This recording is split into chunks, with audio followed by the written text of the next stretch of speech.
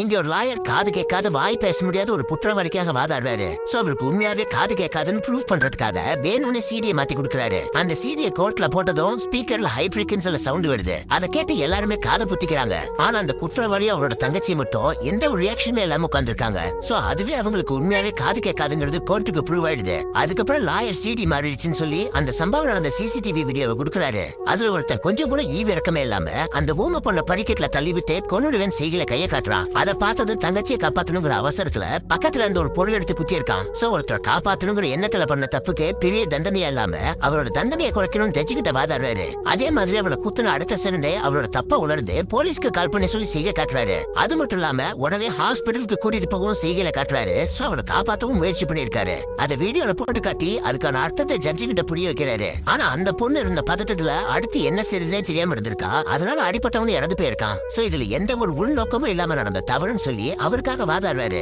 இதை கேட்ட ஜட்ஜஸ் இந்த லாயரை பாராட்டிட்டு அவரோட தண்டனையை 3 வருஷத்துல இருந்து 6 மாசமா மாத்திடுறாங்க. இப்ப இந்த ஊமை பொண்ணு சார்பா இந்த லாயர் வாதாடுறது சோசியல் மீடியால ஷேர் பண்ணி இந்த லாயர் பயங்கர ஃபேமஸ் ஆயிடுறாரு. அது மூலமா இவருக்கு ஏகப்பட்ட கிளைண்ட்ஸ் வராங்க. அதுக்கப்புறம் இவரோட இன்ஃபுளுன்ஸ்ல அந்த பொண்ணுக்கு ஸ்காலர்ஷிப் ரெடி பண்ணி 10 லட்சத்துக்கு செக் வாங்கி கொடுக்குறாரு. அந்த பொண்ணு அந்த செக்கை வாங்கினது பார்த்தா இவங்க அண்ணனை மாட்டி விட்ட அதே கம்பெனில இருந்து தான் ஸ்பான்சர் வந்திருக்கு. சோ அந்த பொண்ணுக்கு அவங்க அண்ணனை மாட்டி விட்ட கம்பெனில இருந்து கை நீட்டி காசு வாங்க பிடிக்காம அந்த செக்கை கிழிச்சு போட்டு போயிடுறா.